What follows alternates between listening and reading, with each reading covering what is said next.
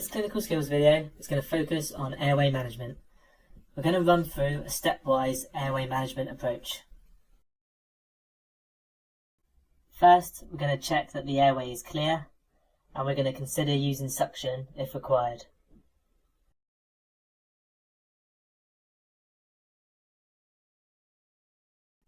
To perform a head tilt chin lift, we place one hand on the top of the patient's head and gently tilt their head backwards.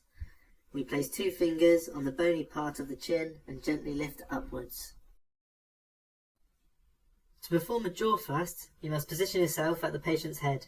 Identify the angle of the mandible, place your fingers behind the mandible and lift it in an upward and forward direction, using your thumbs to open the patient's mouth.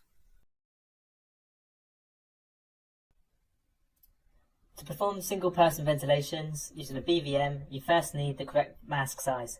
This should extend from the bridge of the nose to the chin. Use a C shape with your thumb and index finger and rest this on top of the mask. Place the middle and ring finger on the ridge of the jaw.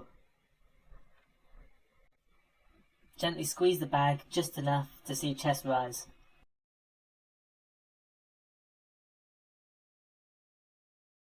Open the patient's mouth and ensure that it's clear. Check for any foreign bodies, vomit, blood or secretions. Consider using suction. The OP airway should be measured from the patient's incisors to the angle of their jaw. Insert upside down along the roof of the mouth, rotate 180 degrees and locate.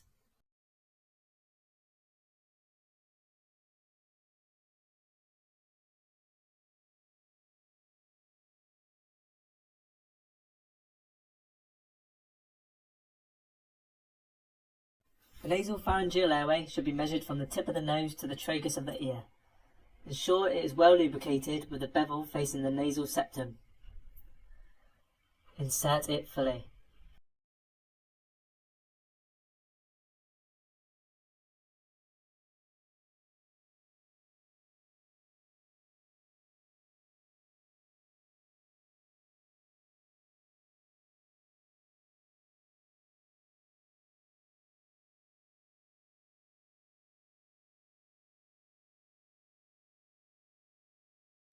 Select the correct size eye gel. The weight ranges are provided on the eye gels themselves. For a guide, a 3 is a small adult, 4 for a medium adult, or a 5 for a large adult. Place a small amount of lubricant on the inner and outer rim of the device. Open the patient's airway and insert the eye gel until definitive resistance is felt. The bite block should end up at the level of the incisors. Check for good chest rise. Attach capnography detector, the catheter mount and the bag valve mask.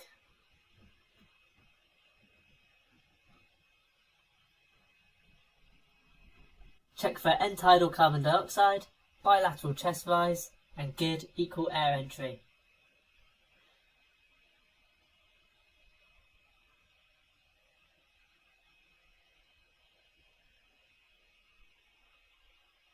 The eye gel should then be appropriately secured.